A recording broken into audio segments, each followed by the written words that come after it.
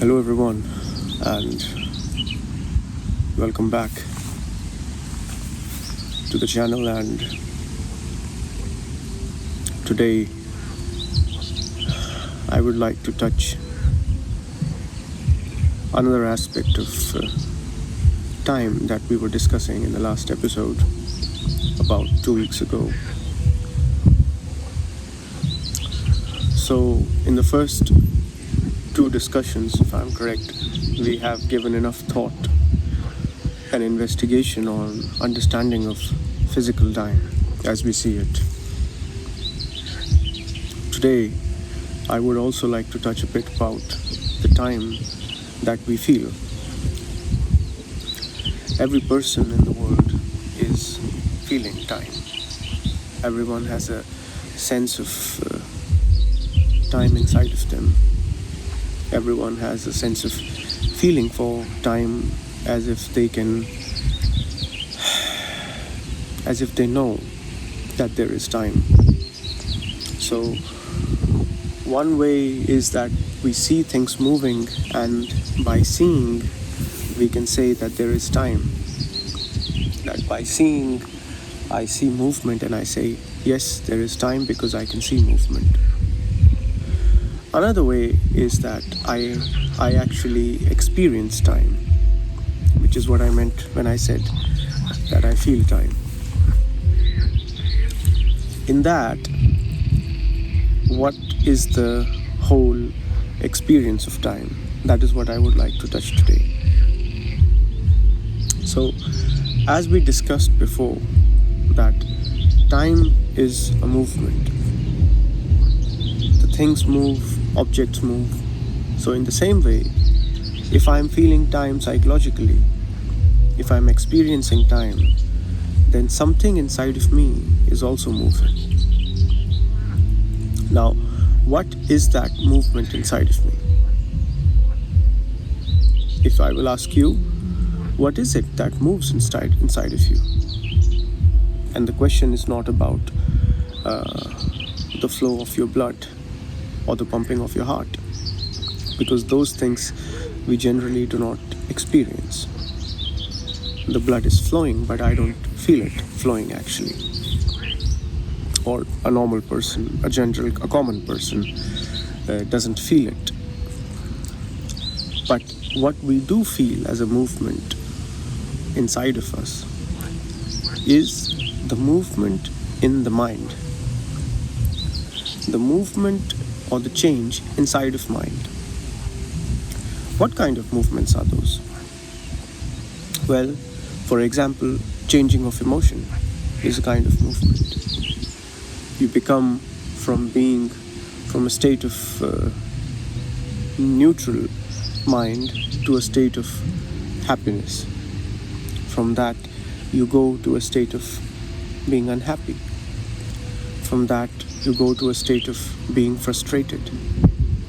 From that, you go to the state of being unsatisfied, and so on.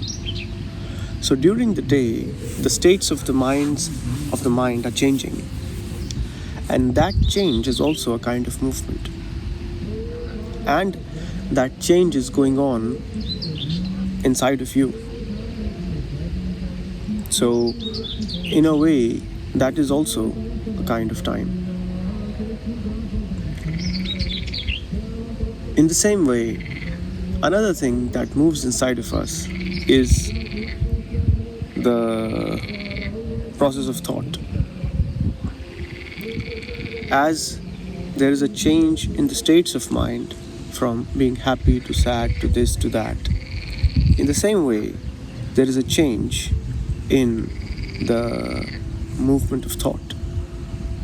Thought is also always in a movement. So these factors inside of the mind, changing emotion, changing the state of the mind, movement of thought, getting angry, then getting calm, all of these also give you a sense of movement and a sense of time. So you don't say that I see time, you also say I also feel time. So it's not that time is just out there in the physical world, but time also exists in the psychological world. Have you seen when you meet someone you really want to meet, 2 hours pass by like a second? And when you are sitting in an exam that you don't want to give, that you don't want to perform, that you are not interested in taking an exam, but you still have to take that exam, those 1.5 or 2 hours of that exam feel like 2 lifetimes. So the feeling of the time, as we see in our psychology, is relative according to the situation. When the mind is extremely interested in something, time passes at a much quicker rate. You can spend 1 hour or 1 day in developing a beautiful poem that you're really interested in developing a beautiful song, a melody, in painting a beautiful scenery on the canvas.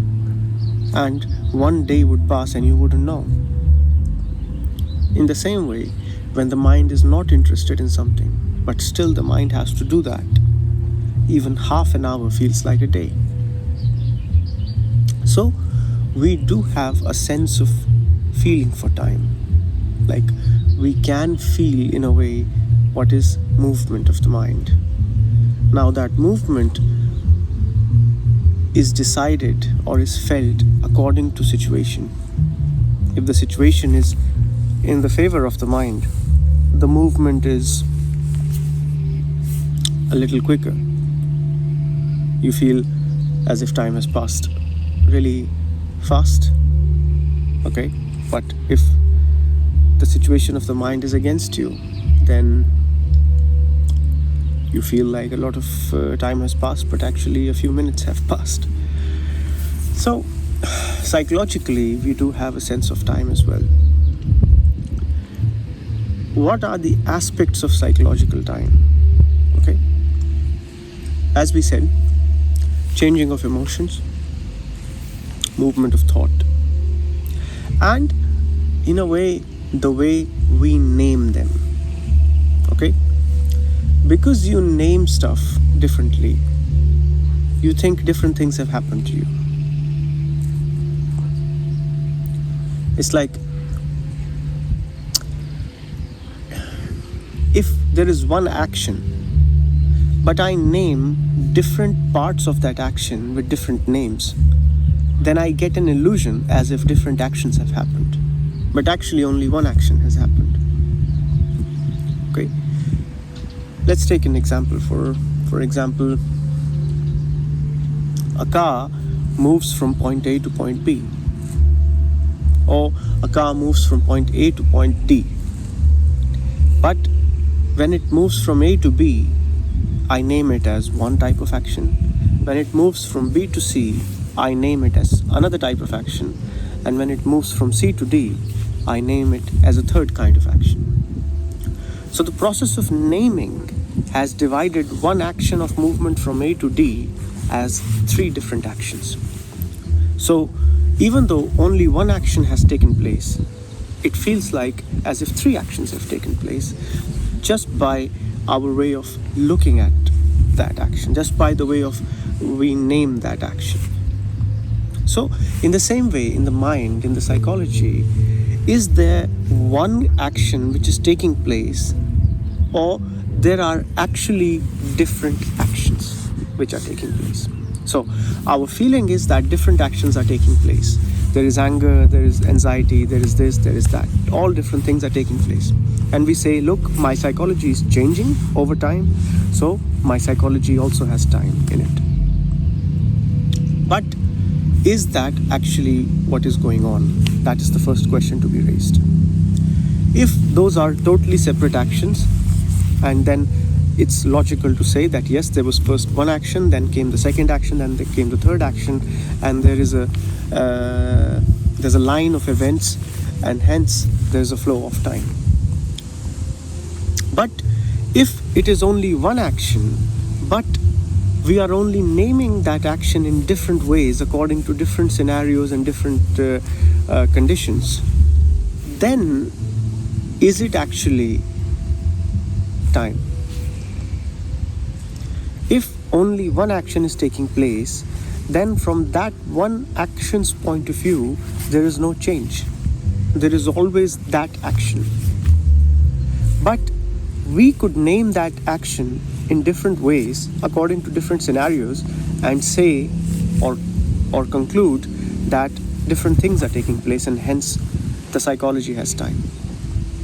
So this is a very essential question that needs to be questioned in terms of time, whether it's outside physically or it's out inside the psychology. Okay, now physical time is investigated constantly by science, and I think they also ask this question there, but it's much easier to investigate it, to check it in your own psychology, because you always have the access to your own psychology. Okay, you don't depend on seeing something to learn about time. You already have time inside of you, so you could observe yourself and learn a lot about time without being a physicist, without being a mathematician or anything. So this raised this question inside of you, that is it true that I have different things in my psychology which are changing over the days? Do I have different thoughts? Because when thought moves, we feel like one thought came, then the second thought came, then the third thought came, and this is giving us a sense of time. But could you check it really, really precisely, really meticulously, that is it one thought which is going on all the time inside of you, or there are different thoughts? Are we making it clear? If there are different thoughts, if there are different states of mind, then there is for sure a state of time. Okay? But if there is only one thing which is going on all the time, but we just name it as different labels according to different scenarios and situations and environmental conditions, then in essence there might not be time, but we are creating time from something which doesn't have time, just by the way of looking at it, just by the way of naming it, just by the way we analyze that movement. I hope I'm able to convey something. So when you are spending time with yourself, when you are doing this famous meditation of looking at your thoughts, or whatever mental meditation you are performing from a teacher, some guided meditation, could you also check a small thing, that are there different states in the mind?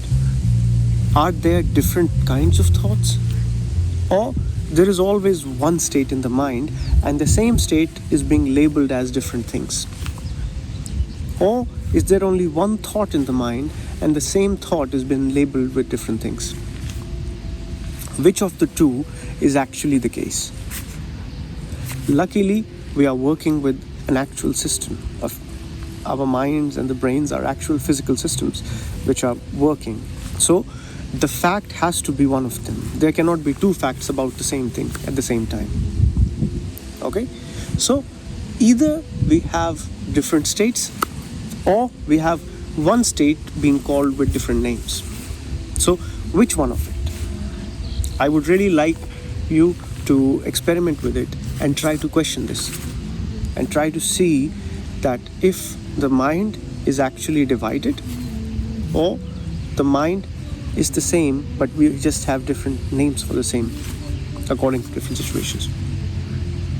So maybe understanding of the psychological time, we begin with this question, and then we will move on slowly in the next video. If I go more forward, I think it will be too much of information and a lot of things to test.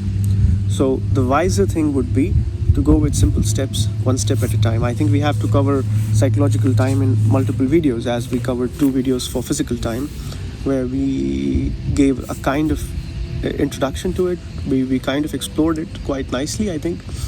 and some interesting questions were raised even there. So try to see this, try to raise this question, and then in the next episode we will try to push this even more, and I think that would be quite helpful. Thanks again for being with the channel, whoever is coming. Thanks to our 90 subscribers who are interested in investigation of the self, and I hope you're having a beautiful day. Thank you.